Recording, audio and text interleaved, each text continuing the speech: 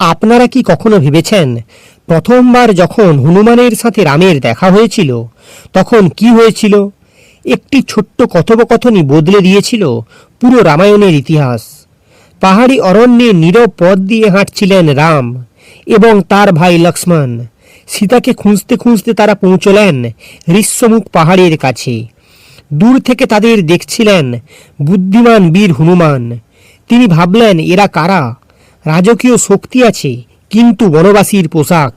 সত্য জানার জন্য হনুমান ব্রাহ্মণের ছদ্মবেশ নিয়ে তাদের সামনে এলেন। নম্র কণ্ঠে জিজ্ঞেস করলেন, হে বীরগণ, আপনারা কি? কেন এই ঘর অরণ্যে ঘোরাঘুরি করছেন? রাম শান্ত হাসি দিয়ে বললেন, তোমার কথা, তোমার বিনয় বলছে তুমি সাধারণ কেউ নয়।